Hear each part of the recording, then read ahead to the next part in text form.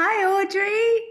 Hello, Jen. Welcome. I'm glad you could join us today. We're just going to talk about your beautiful twins, Ella and Ethan. So this is Audrey, and Audrey's got twins, and I helped her. When was it? Back in January. A long time ago. Yeah, her twins are now 8 months old. So they would have been 11 weeks when I came to see That, you. mhm. So they were only little still, and they weren't sleeping, and you guys were super tired having two babies to care for. Yeah, I call it I was on my knees. I was so tired. It was so hot. Oh, and it was so hot. I remember Yeah, it was really good. hot. Yeah, that's Yeah, true. it Yeah. was really hot, and you were not swaddling them, I think. We didn't know well, they were just so strong. They just kept Yeah. like flailing. Yeah, yeah. No, they're gorgeous babies. So a boy and a girl, and Ethan is your biggest twin, isn't he? He's always been the biggest. Yeah, chunky monkey. Mhm. Yeah. So would you say that one has been more unsettled than the other? But yeah, Ella has always been the unsettled one. She's the eldest sister, but she was always a bit younger, smaller, and she was a fighter. But yeah, always a bit more needy than him. He's super chilled, and she's a bit sensitive, as I call it. Yeah, you find that with twins, there's always one that's more not needy, but they're just a little bit more vocal. They're a little bit more sensitive, I guess. They get overtired a lot easier. And find sleep a little bit harder. But with twins, you got to, as I say, you've got to do everything together and at the Yeah. same time, and they both have to get used to it. So yeah. So tell us a little bit about why you reached out for help and yeah. Poor Jen, it was around the Christmas break. I decided I was gonna sleep train my babies, and I had no idea how to do it. And I reached out to the twin moms, and I'm like, how do you get your life in order? And Yeah. we highly recommend it. That's the way to go. Doesn't matter if they're 10 weeks, 9 weeks, you can sleep train them. And I was like, really? Can I? Yeah. I was in how do I call it? I was desperate, Jen, is what I called it back then. Yeah. Um, and I needed you now, and you were not there because you were having a Christmas break, like everyone else. So I borrowed the Bible and tried to pat and shush. And the day naps got a tiny bit better. But yeah, Jan 7th, you came over because I was just on my knees. I just was patting and rocking to sleep and Yeah. what to do. Had no I routine, remember. nothing. I remember you guys looked exhausted. Yeah. Yeah, and so did the babies. The babies looked tired as well. And they looked really well fed. You were doing great. You were breastfeeding both of them, Yeah. and you continued to breastfeed both of them. Yeah. Feeding them less often now, of course. But yeah, you're breastfeeding them, and you were just feeding on demand and feeding round the clock. So you guys, yeah, were exhausted. Yeah, Yeah. it was unmanageable is how I call it. I don't know how other girls do it, but I was just, this is not going to work. For the first 8 weeks it was easy. I had the hormones. I was a Wonder Woman. I could sleep on half an hour. It was fine. From Yeah. 8 to 11 weeks it went downhill very fast, and I realized I just can't. I need help. It's just not Yeah. not the life I want for myself. Let's just Yeah. set the right example, the right baseline for our new family, and it was you. Yeah. And it's hard, and like with twins, is there a lot of information out there to help you with their routines and how to change with them as they grow and develop? There is, but it's so confusing. As a new mom, you just don't know. You try something, it doesn't work. You try something else, and then the nurse tell you something, and then the twins behave differently. It is so Absolutely. hard to know what to do, and you just need one voice of reason, and it was Yeah. you. Yeah. Oh, that's Makes great. sense for both of us, for my Well, husband, I'm really glad. And I'm glad that things turned around fairly quickly, didn't they? very fast. Yeah. Yeah. Four Yeah. days max. Yeah. Yeah. So, what did when after I came to see you? Obviously, we started them on a new routine from the day that I arrived, and I Yeah. asked you to be really consistent with the settling and the resettling because they weren't sleeping so well. I think we introduced swaddling, even though it was really hot, and we sorted out the sleep environment so that we could still swaddle them but keep them cool. And they're sleeping together. So you opted for, I did suggest that you could separate them if things weren't progressing well, but you opted to keep them together.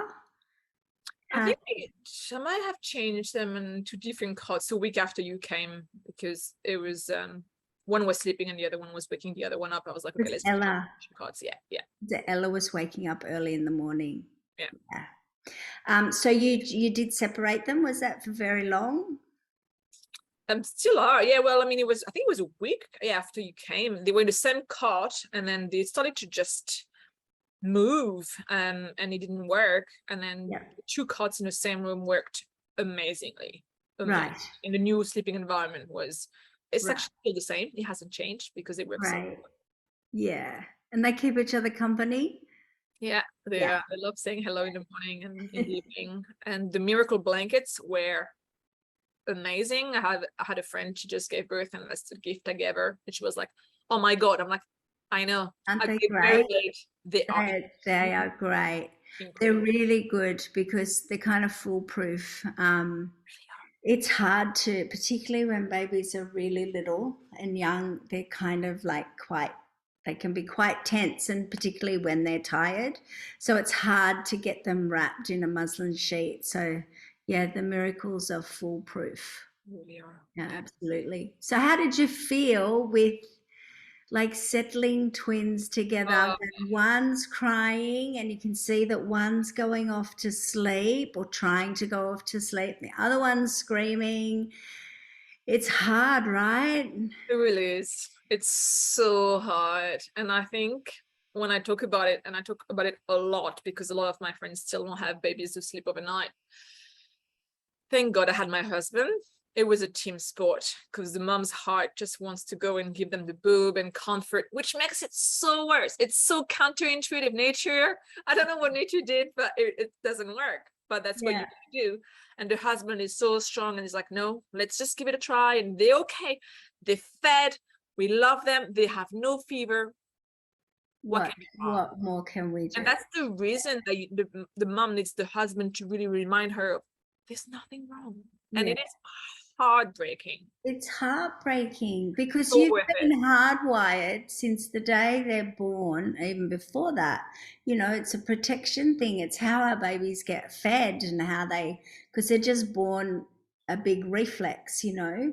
So babies cry for a reason. They cry to get fed. They cry to get these things done. And when they cry, we just instinctively will go to them and react and do the things that we need to do. So it's really hard to break that habit for ourselves and to change the way that you think when your baby cries. So, you know, your husband was obviously a great support, and that's why it's so important to communicate and to really be on the same page if you're going to start sleep guidance or a routine guidance and things like that, because babies need consistency and you need that voice of reason to help you, you know, switch on your rational brain and to think about things. And that's what the windows are about. It's about helping you to eliminate all the things and then to stay rational and stay consistent. But with twins, when you've got one screaming and you're constantly, what I find a lot of mums say to me is that I'm so worried that one's going to wake the other. Because at the beginning, when you go from your babies being demand fed and anytime they cry, you react and go in and pick them up, they're used to that. So when you start to stand back a little bit and they're learning to not only go to sleep, but then link up their sleep cycles, there's a lot of resettling in those first couple of days, right? And a lot of sleep guidance in helping them learn how to go back to sleep. And yeah, with 2 babies, how did that go? To see the long term. We just had to look at the long game. Like I remember you said, you know, it's going to be painful if that for week max, and we could see was working a little bit, right? Somebody's like one twin will just link their cycle and the other one wouldn't. And I'm like, okay, we just have to look at the big picture. It's not just there now, it's what we're going to feel like in 1 week time. Let's just give it that, which is nothing. It's hard when it's, you know, you're in it. But the confidence you gain by doing the right thing at the right time is priceless. You just stop guessing, which is so tiring. And when you see it work after 1 day or 2 days, Yeah. you're like, okay, I'm on the right track. I need to keep doing. And it gives you that strength to not go and pick them up and change the routine as a mom. And I'm like, I'm fine. I know they're fine until, you know, the next cycle starts again. And that is the best gift you can give a mom, the confidence and the stop guessing. Good. Yeah. It's all about the confidence. And even though you did it, you just trusted, you probably didn't feel so confident at first when you had two babies screaming at you and you couldn't go in. But yeah, just trusting that process, I guess. Yeah. It was so bad before. Like, what was my option, right? What do you do? I'm like, well, all you can do is give your best shot at something new. And yeah, if after a week or two it doesn't work, then back to zero. But zero wasn't a great option. Yeah. So trusting a process and seeing the incremental progress over even 1 day, like they learn so fast, those little monsters, so fast. Yeah. Even if it works on one, I remember Ethan was sleep trained in no time. And I remember Ella was waking up at 4 a.m. for a week or two. And I was like, oh, am I doing something wrong? I'm like, no, she just needs to learn. And she did. Needs to be guided. Exactly. And we're, you know, sleep training. I think all babies know how to sleep. I say this all the time. They all know. Humans know how to sleep. So I like to call it sleep guidance, and you guiding them. And you know, when I came to see you, you were pretty busy. You were feeding them constantly, I remember. Everything was on demand. It's so hard. Everything on demand. Yeah. And so they weren't getting a lot of downtime because, of course, they'd cry and then you'd think they needed to be fed again. Whereas now in this routine, and when you first started, even though, you know, they're unsettled when they're in the cot, just the fact that you know you've got this time to this time to be consistent with just that one activity, I'm sure helped to, I don't know, slow down your thoughts a little bit. Yeah.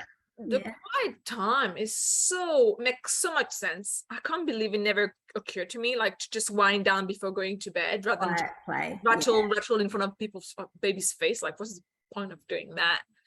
Because we're desperate to make them happy, right? We're desperate at to any make them cost, happy yeah. all the time. Any cost. Instead of going, why aren't you happy? Is it because you haven't slept? It's a really great environment, to be honest.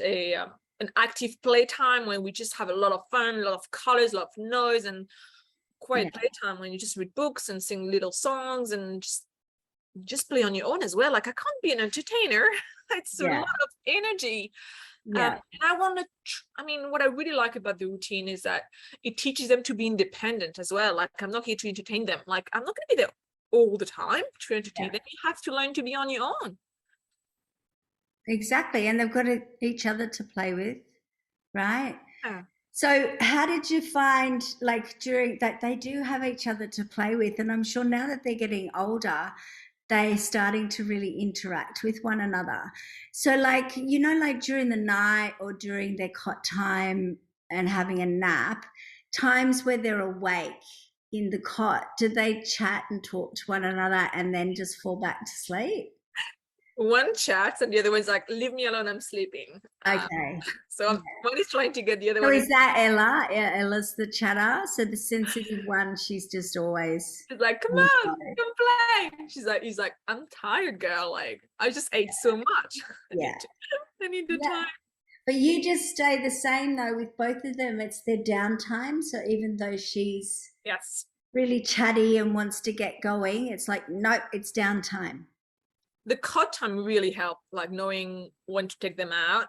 It was so hard because you want to react. Somebody's awake, you want to take them out, but having no girl, it's an hour. It's been there for 40 minutes. Enjoy for the next 20 minutes. It's on your own. Awesome. That's good. And they're happy. They know. when it's downtime and uptime. So obviously now things are much better. And how are they going with? I think we've just discussed you're thinking about changing their routine from 3 naps to 2. Yeah, that's right. You could see them being awake for a bit longer, sleeping a bit less. And there's so many regression and growth spurts, so you don't really know what's coming. But I could see the sleeping during the day being a bit shorter than usual. Yeah. And yeah, transitioning to 2 naps is actually very exciting. You don't have to be not too far from home. It's so much easier to just have breakfast, lunch, and dinner, drop Yeah. a feed. It's going to be easier for you to plan your day and take them out. Yeah. Yeah. Yeah. But in the meantime, I did lose my confidence. I didn't know what to do anymore. It was a new thing to guess. And I was like, oh, I'm guessing again. I don't want to guess. I was so confident for so long. Did you notice a big change? Did you notice a big change in them from around 7 months? Yeah, that's right. Yeah. So around 7 months is when they actually realize they're not connected to you anymore. Okay. And the way they communicate starts to change. And they literally go, like, you've been able to do this, this, and this. And they go, okay, Mum, I'll go to bed or whatever. But from 7 months, they start to go, no, don't want to do that. And the wailing is different. Like I call it the protest is very different. Like, very different. Yeah. They communicate a lot differently. They actually learn that they're a different identity to you, and they just start communicating backwards and forwards rather than just communicating their needs. That's awesome. I didn't know that that's when it happens, the separation thing. Yeah. Yes. So 7 to 8 months is a really tricky month, because they're actually will show you signs that they're ready to go on to just 2 sleeps, but they're not able to do it day after day after day, because there are big up times in between their cot times, and until they get used to consolidating the 3 sleeps into just the 2 sleeps, they can be a little bit fussy about it for the first few days. So if you put them onto the routine, change it to 2 naps too early, then day after day after day, it's just too much for them and they can start night waking. So my advice is always from 7 to 8 months, they might be a bit antsy, but that's where you stay consistent, just giving them an hour in the morning, their 2-hour good sleep in the middle, and the hour in the afternoon of just cot time, and letting them know, yep, doesn't matter, it's your downtime and it's rest. And to stay consistent, hold the routine together until you get to 8 months, and then just get up one day and change the routine.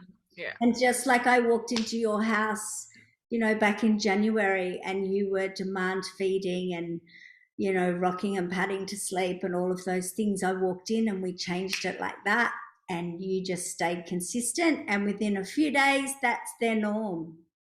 What I found amazing, Jen, is that all moms in my group can't believe that we could have those bubs so happy and sleeping through the night. Like, I'm the one with 2 babies, and I'm the only one with the routine. I'm the only one whose babies sleep overnight. I'm the only one whose babies were so happy. Like, it's so counterintuitive. I have 2 and I'm so consistent, and they have 1, and they're just responding to their needs. So I feel like it's actually my superpower at the end of the day. Exactly. Because I have no other choice, because if I do, my life is over. And when you came in, a week after you came in, I remember saying, I can't believe I have my life back already. I didn't even think it was an option at 12 weeks to be able to have a planned day with planned naps and planned feeding, and be able to just go to the gym, do Pilates, work on my body, work on my social. See? It was unreal. The routine didn't keep you at home, did it? It actually created more space for more you time. And that's the thing, people are scared of the word routine because they think that you have to be stuck at home and that you're ruled by the babies, but it's actually the opposite. 100%. You're the one that says, and just because they're in a routine doesn't mean that you can't say, well, you know what, you're not getting your nap because I've got something else I need to do, Exactly. or you can just have your nap in your pram today because I need to be there. And they fit in with you, but you're just aware of the things that make them overtired or might get in the way of their sleep at home. And then you just, you have a couple of quiet days at home and That's it. get them. But at the end of the day, the trade-off for the hard work that you put in, because routine's not magic, it's not, people don't have good and bad babies. It's your hard work and your consistency and trusting that process, and that the trade-off for that is amazing, to But just be able to breathe and have your space and to just have that confidence to know that no brainer. this is what they're supposed to be doing now, so this is the activity I'm going to stay consistent with, and you know all the Absolutely. rest of it. It's Absolutely. yeah, It creates so much, it takes so much energy guessing and knowing what's next and what should I do now. And with one baby, I can't imagine, but with two, you're just knackered. yeah. I can't imagine how your life could be It's so super big. important. Yeah. It's super important with babies of multiples. I used to work with multiples. Like when I first sort of went into the private sector and working in people's homes, I was a night nurse, and my speciality, I loved it, was working with multiples. I would do triplets, twins I loved. Triplets was a challenge, but I loved it. And it's like I would get in there and it would just be like clockwork, and it would all be just routinized and just, and the babies were happy. They loved it. I was gonna say that's one of the things people tell me all the time. They are so happy Yeah. all the time. And Yeah. I'm like, yeah, of course they are. They love, and we have fun, and Yeah. And they trust what's coming next. They know what's coming next. Yeah. Yeah. yeah. That's great. I am so glad that we were able to help you. Where do you think you'd be if you didn't ask for help? Okay. I'm actually worried about other women because it's so taxing on your on your life, on Yeah. your relationship with your husband and your friends. I mean, I can see moms with 8 months old. My mom's got whose babies are still not sleeping, and they're having a very hard time as a mom and as a wife and as a brother, sister, whatever. So Mhm. I don't want to think about it. I'm so happy I found you. It would have been a very different story if I would have not been able to find your routine, and also the mindset, right? The confidence, the mindset, the windows. Once you buy into it, and it's not rocket science, but once you buy into it, it makes so much sense that you give them time to do things. Otherwise, you're like, what do you want? You want this? Oh, you don't want this. Do you want this? No, you don't want this. Exactly. Exactly. The babies, they don't know what they want. Yeah, they don't know what they want. They're not born knowing. They're not born with a rational brain. They have to grow and develop. So they don't. They can't. They I don't have tell a you. voice of reason. They don't know that. No, it's not good for me to be awake all night feeding. It's better for me to, you know. They don't know that it's better to be sleeping. We have to guide them and show them. And yeah, so just one last question, like in relation to that, as a new mum and particularly having twins the first time, I mean, I know we're given great advice in hospital, and yes, our newborn babies need to be fed around the clock. We need to establish feeding. They need to, pack on that weight at the beginning, and it's all about feeding and bonding. But, I don't think we're told, okay, when is it okay to then go from that to me being the parent and me being the guider? 100%. Did you find you were presented with information to help you with that decision making, or you just felt like you just had to keep No, feeding? it's such a good point, because you take for granted what they tell you at the hospital for whatever time. You're like, oh, well, that's what it was told 6 months ago. That's what I was told 8 weeks ago. So you just keep doing it. And there's Doing no, actually, after 6 weeks, you can actually start to create a routine. Or after 8 weeks, it's actually okay to do that. it. You Yeah, take it for gospel. And because you're so tired, you don't even think about it, and you don't have time to research because all you're doing is feeding. So no, yeah, you're not given that information. You think it's for three yeah. months, 4 months. And it's such a shame, because moms, it's so hard to be a new mom and you're so tired, and being deprived from that gold mine is unfair. Yeah. And I think because we're in it 24/7, I mean, when you take your children out and someone says, wow, they've grown so much. And you go, well, I can't see it because we're in the thick of it. We don't see that. So we don't see our babies and the way they change, the way their communication changes, and the way that all their little reflexes start to soften and they start to look and search for information and guidance. And yeah, it's a shame. And I wish mums were given much, and dads or parents, I just wish that we were given more information in terms of development and how your baby is going to change and grow and develop and how you can change with them. And when you can start guiding them, right? Like you can start guiding them so early. So early. People say, oh, babies can't learn. Whoa, they can learn, and they learn really quickly. And it's not like they're learning a lesson or whatever. They're just learning through consistency and guidance that is all they know. That is their world. That is what's familiar to them. Yeah. That's all it is. It's not teaching them to, do a cartwheel. It's just guiding them with sleeping and feeding. The next activity. Absolutely. Yeah. So I don't know where I would be. I'm so happy I got to meet you and learn and be the mom I want to be, not reacting to them, enabling them to be the babies they're born to be, and have this amazing relationship with my husband, being so happy, sleeping through the night, having date nights. Like, we're just living an amazing life. And I don't know where I would be without the routine. I have to be honest. Well, I am so happy that you reached out and that you got help, and I'm so happy that we were able to help you. Thank you so much, Dan. And big kisses to Ethan and Ella. And thank you for joining us and giving us your time. My pleasure.